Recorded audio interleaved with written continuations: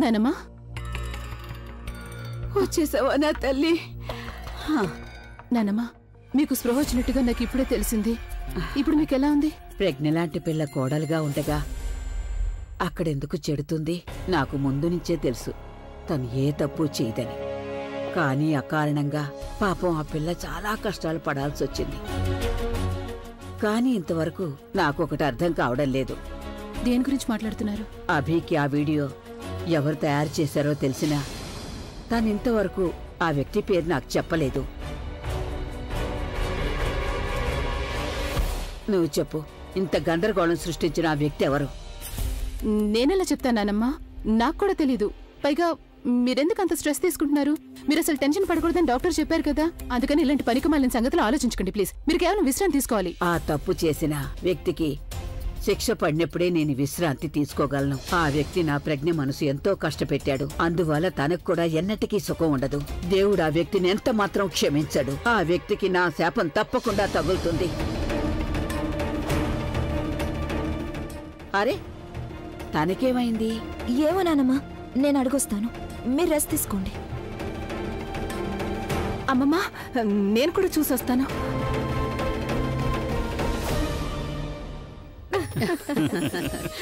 నేను మాట చెప్పనా అబ్బాయి గారు? తప్పుగా అనుకోకండి, నాకు మీ పాటల కంటే జోక్స్ ఎక్కువగా నచ్చుతాయి.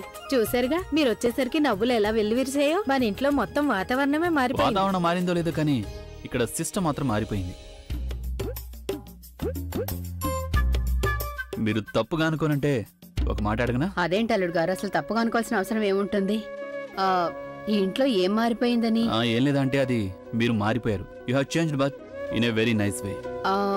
బావా, మీరెలా అనుకుంటే అలా చెప్పండి. మేమేమైనా నీ మాటను ఎప్పుడైనా కాదన్నామా?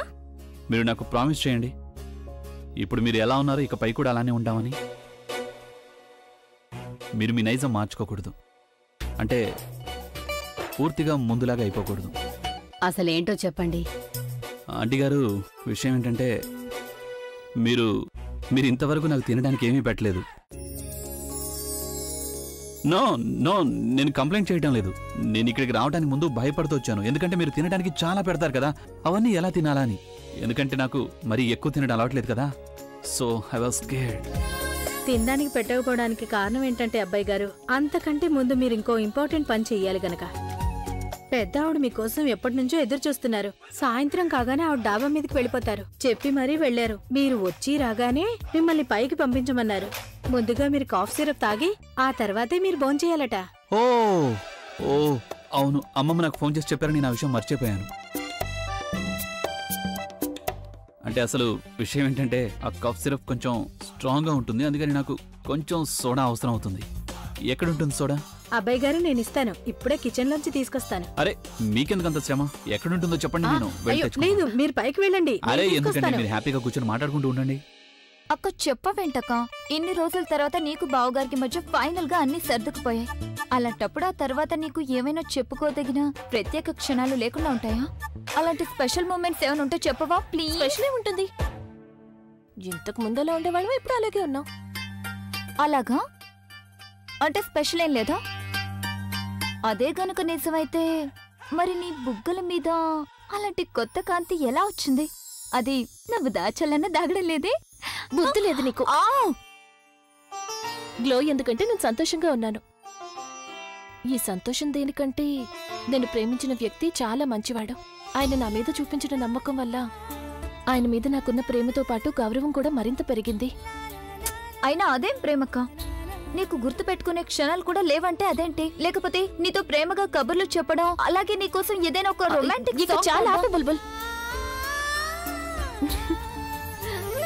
చూడు, ఆయన నా మీద చూపించిన నమ్మకం తప్ప నాకింకా ఈ జీవితంలో ఏవీ అవసరం లేదు. ఎందుకంటే ప్రేమకు బదులుగా లభించే నమ్మకం ఉంది చూడు, అది ప్రేమను కూడా మించిపోతుంది. కానీ ఇవన్నీ నీకు ఇప్పుడు అర్థం కావు. నీకింకా పెళ్లి కాలేదుగా, పెళ్ళైన తర్వాత అప్పుడు అర్థం అవుతుంది. ఇలాంటి ఫీలింగ్ కావాలంటే పెళ్లి చేసుకోవడం ముఖ్యమా?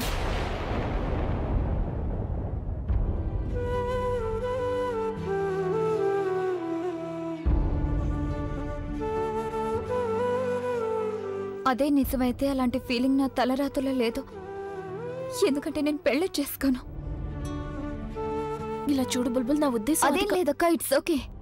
నా కారణంగా, ప్రవీణ్ కారణంగా నీకు జీవితంలో ఎన్నో సమస్యలు ఎదురయ్యాయి. అందుకనే నేను ప్రవీణ్కి అంతా క్లియర్గా చెప్పేశాను, ఇకపై మనం ఎప్పుడు కలవకూడదని. ఇప్పుడు అన్నీ సర్దుకుపోతున్నప్పుడు so it's better no that we don't meet.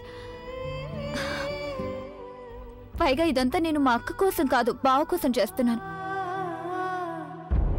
ఆయన మా అక్క మీద ఎంతో నమ్మకం చూపించారు, ఎంత గౌరవించారంటే, ఎంత సంతోషపరిచారంటే తనకు హక్కు ఉంది. నేను బావకి ఆ మాత్రం సంతోషం కలిగించకూడదా? బావ సంతోషం ఆలియా సంతోషంలో ఉంది, ఇక ఆలియా సంతోషం ఎందులో ఉంటే? లేదక్క, నేను ఆలియా ప్రవీణ్ వేరవడానికి కారణం కాకూడదు, వాళ్ళిద్దరూ ఒకటి అవ్వడానికి కారణం అవ్వాలనుకుంటున్నాను.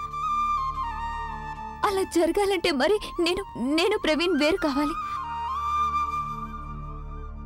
అయినా కొంచెం కష్టంగానే ఉంటుంది, కానీ నేను మేనేజ్ చేసుకుంటాను. నిజానికి ప్రవీణ్కి ఆలియాని అన్ని విధాలా తగినదై ఉంటుంది. అది ఆలియా ప్రేమ మాత్రమే కాదు, తన నమ్మకం, తన పంతం, తన ఆబ్సెషన్ కూడా అక్క. తనకి అతను అవసరం కూడా. అంతేకాకుండా ఆలియా నాకంటే ముందే ప్రవీణ్ని కలిసింది కదా, అందువల్ల మొదటి హక్కు ఆలియాకేగా ఉంటుంది. ఇక నా ఆనందం మీరిద్దరూ కలిసి ఉండడంలో ఉంది. మీరిద్దరూ సంతోషంగా ఉండడానికి నేను జీవితాంతం ప్రవీణ్కి దూరం కావడానికి సిద్ధంగా ఉన్నాను.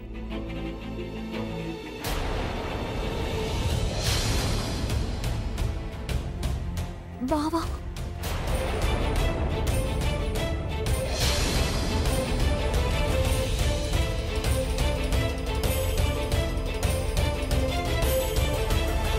ఏమిటి?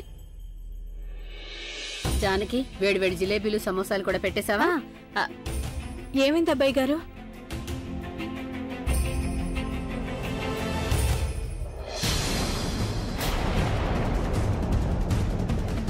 ఒక్కసారి నేను చెప్పేది వినండి. ప్రజ్ఞ, ఇప్పుడు వస్తాను. అభి అలా వెళ్ళిపోయాడేంటి?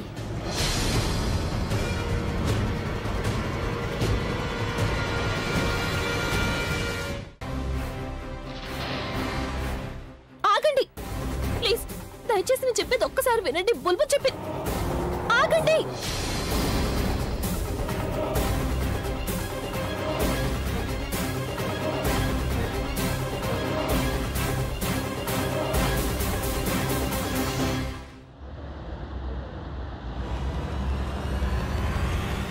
అందుకు బదులుగా నువ్వు నాకు నా ప్రవీణ్ని తీసుకొచ్చి ఇవ్వాలి.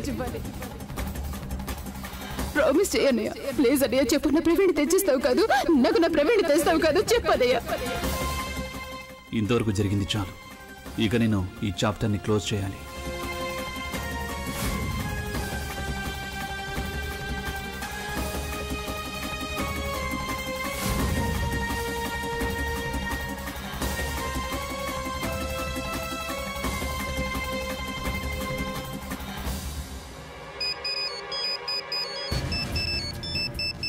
ఆలియా, అభి ఫోన్ చేస్తున్నాడు.